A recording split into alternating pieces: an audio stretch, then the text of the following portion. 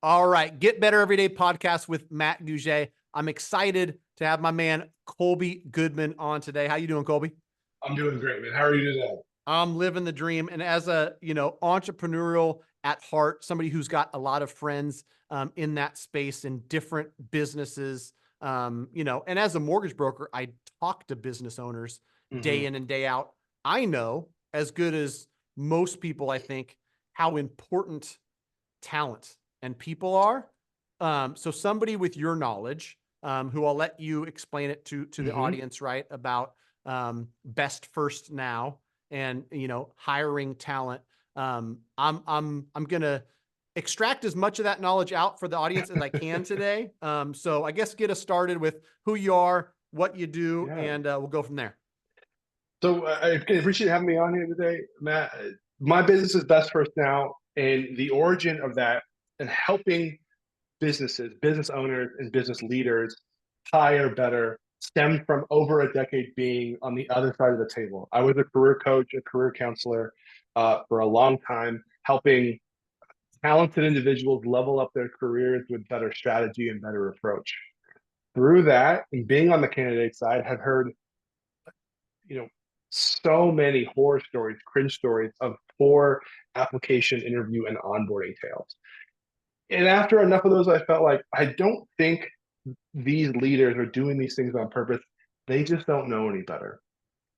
Bad questions, poor engagement, bad offers, and just turning off rockstar talent accidentally. And so I've now kind of made a move over into the leadership side and helping business leaders in developing a process, developing repeatable workflows that gets them to attract, identify, and select not simple just qualified candidates, but their most ideal problem solvers.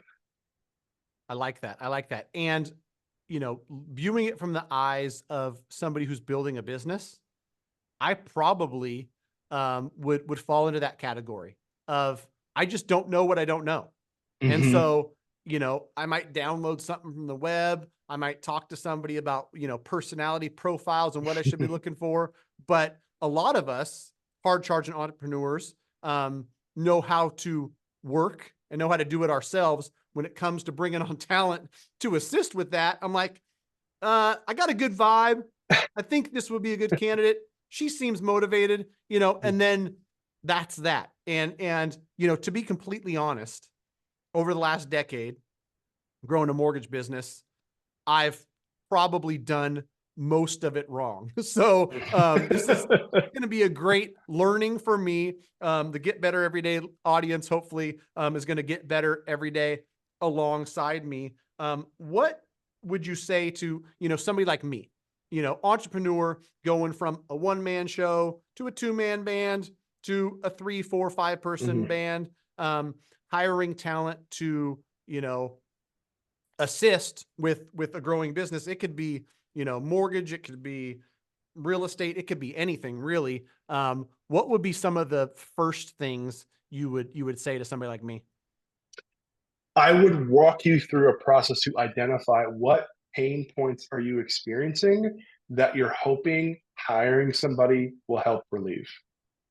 Because we don't simply want that person to do a job, to be repetitive in their tasks, right? We want to help you hire a critical thinker, a proactive problem solver, and somebody with the right attitude and gumption to not only become a leader, but then develop other leaders, right? And if we're not clear about what problems you're having first, all that person's going to be able to do is just be a cog in your machine. And it almost becomes more of a liability than an asset because not only have to do your work, but you got to make sure their work's done as well. And it becomes more of a headache than anything Yeah, you hire yourself some more work where it's like, else. oh, they're doing the task, but then, it's so funny. These conversations, I always have these aha moments, and I look back at my 43 years of life, and I'm like, man, I wish I had this aha a decade ago.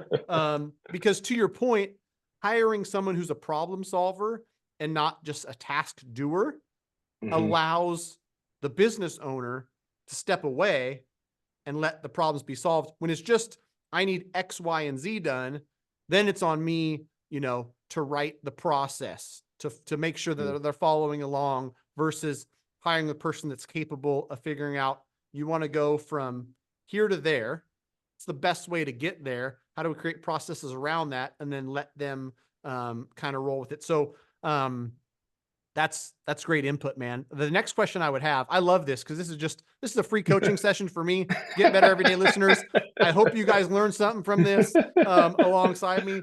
But once you have identified talent and they're part of the organization, do you do any work around how to kind of develop that person as a problem solver? Because what's that next step? You've got someone who's great and you want to, in my case, I'd think about, great talent with a great attitude and great knowledge.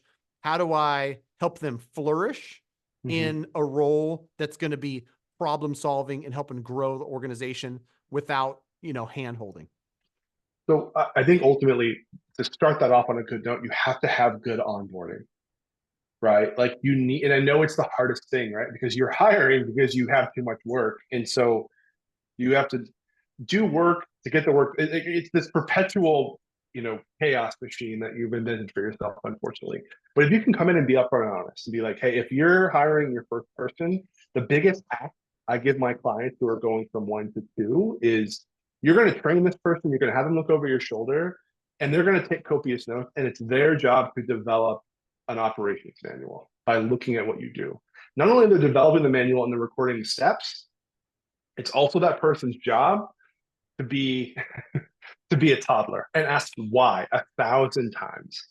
Why do you do it like that? What is the purpose of that? What's the reasoning behind that? How come you answer that email that way?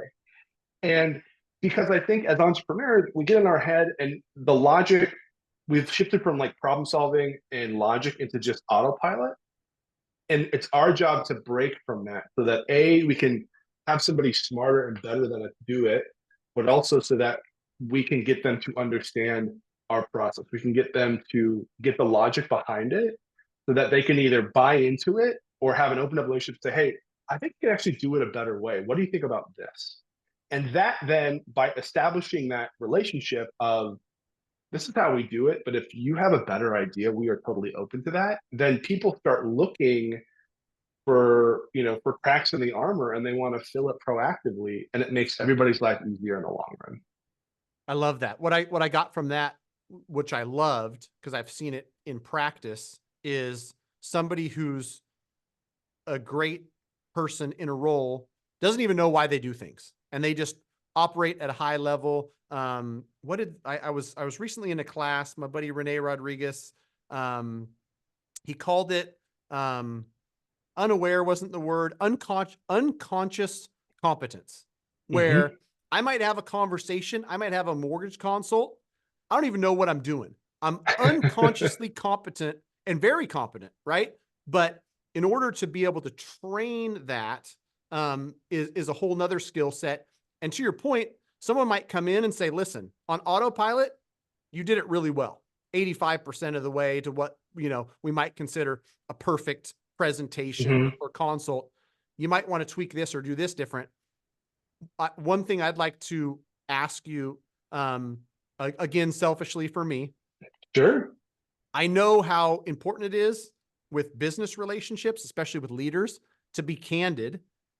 How do I get somebody who's working in the organization to be really honest with me? Say, Matt, I respect you, but you should be doing this different. Because saying that out loud and asking for it and really getting it, I think are two different things. I want people to be ruthlessly honest with me. I don't know if I've got that yet in my career. I've got to be doing something better to pull that out of people. So what advice do you have? Oh man, I would commend you, Matt. The fact that you're asking the question means that you're beyond a vast majority of the people out there who are in leadership and management roles, which is good. So the fact that you want to learn this is good. So you're more than halfway there. I equate it, I think in the last handful of years, the 5 love languages book in practice has kind of come into play. There's a 5 love languages at work that I'd recommend every leader reading because it helps you understand how to praise and engage good employees. I think you also have to understand, how are you somebody, or how are you as a leader wanting to be presented and process feedback? And then with that, communicating that ongoingly to your team. And I think ultimately the way that I put it previously is, I don't want to be the smartest person in this room. If I'm the smartest person in the room, it's time for me to find a new room, right? And that's why you bring in your team, because they're the expert at their own domain. And so they should know that as the expert, you're trusting them to present their perspective, their experience, that expertise, even when it goes against what you think is best practice, and encouraging that. Hey, you saw that. Give me three things I can do better next time, and forcing it out of them so it becomes habit, so that you're you're not you're not encouraging status quo, even inadvertently. Right. Yeah. Having open and honest conversations in business is, easier said than done. Um, Absolutely. but I know it's possible, and I've seen the magic in it, um, when it's done correctly. So, hopefully I'm getting better every day. After this call, I'll go back a new man and be able to engage. So, tell me more about Best First now. What exactly it is, that you're doing, I think, as a value proposition to businesses. Cause I think I understand it, but you probably can dive a little bit deeper. Yeah. Um, Yeah. helping that problem, which I know exists, right? As you're saying it, I'm like, for sure that problem exists. I'm here to help very passionate, uh, expert leaders build teams even when they don't know how. I think a lot of times we are drawn to entrepreneurship, we are drawn to leadership, we are promoted into those positions because we're good at the thing, right? Not because we know or have a desire to lead. And I think a big part of leadership is selecting and guiding the right team. And so I come in to companies and help them understand, first and foremost, again, why is this the right time to make the hire? Why is this the breaking point for you? And then how do we develop an avatar of an ideal problem solver for you? And then I consult and walk them through every part of the process, everything from developing a job description that doesn't look like the 1,000+ other descriptions that are in Indeed right now, to setting up a pre-screening process so that those who are not a good fit for you are opting out, and those who are opting in proactively, doing pre-screening, making sure that the cream rises to the crop before I'm asking leadership to take their precious and profitable time talking to people, and then coaching them up on how to ask the right questions, make the right connections, and develop a relationship in real time in the room, so that people are clamoring to come work for you. I'm curious on that front. What example would you give? Or if I asked you to tell me, like, who's doing that really well? Do you have an example of a company, or maybe just a story, of somebody who's doing that, like that, that worked? So I can give you an example of a law firm I just worked with last month who was going from a one to a two. This gentleman is a personal injury attorney. He's built up a really good book of business, but he's drowning in the administrative and the back end stuff. And he needed a paralegal, and a really good one. And he was sending out a job description that looked like every other one. It was this laundry list of responsibilities, and I said, John, what do you really need here? He's like, I need somebody to come in and to be my back end guru, streamline, to make my life easier. I said, great, let's figure out what those things are. And then coaching him on how to conversate with these candidates, I challenged him to have a reverse interview and saying, I don't want you to ask any questions. I want you to request of the interviewee to ask you all the questions so that they can get a better understanding of how they can help you. Right. And so you kind of put it on its head a bit, but you empower the candidate and give them a platform to say, hey, you're the expert. What can I give you? What information can I provide? What clarity can I give? How can I show you behind the curtain here a bit to help you best understand how you can do your best here? And that is one way to get people to let their guards down in an interview, because obviously it can be extremely performative. And I'm sure we've all been part of great interviews that then end up being completely lackluster employees. And so if you can let the guard down and have an honest conversation and be transparent and be honest from the get-go, you have much more success in the long term. Awesome. Awesome. And I know you said, this business that you have, that you founded, stemmed from you being on the other side of it, and seeing how wrong it was being done. What advice would you give to people who are out there searching for a job? They might be a rock star candidate, but for whatever reason, different people have different skill sets. Yeah, Like this person can perform very well, but when it comes to interviews, it's just not their strong suit. What advice would you give them to go out there and find a match in a company?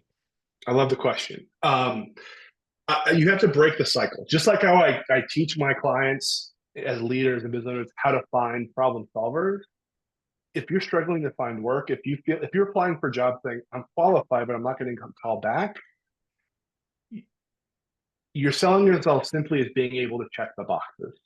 You need to sell yourself as a problem solver who can add value, right? You're in the mortgage business, Matt. Money is not as cheap as it used to be. And so companies are being very strategic with how they invest their money, especially in labor. And you simply can't just be able to be another cog in the machine. They want a positive ROI on every hire that they make. And the best way for any candidate to showcase that is to qualify and quantify the impact they've had previously by solving the most important and prioritized problems. Almost to summarize that up, sell yourself as an expert consultant, not simply just somebody who can do a job. Yeah. I like it, man. This was cool. I learned a lot. I've got half a page of notes, so I definitely got better today. Hopefully the Get Better Everyday listener got better today. Bestfirstnow.com, right? That's how people can find you. And your consulting business, KolbyGoodman.com. Any other parting words or parting advice for the Get Better Everyday listener? If you're struggling, if you're coming to a point where you're saying nobody wants to work anymore, which we've heard so much in the last few years, I would challenge you to flip it on its head and say, nobody wants to work for me. How come? And start answering that question to turn your fortunes around. That's great advice, man. I love it. Thanks again for your time, man. Appreciate it. Thanks, Matt. Go Kings. Go Kings.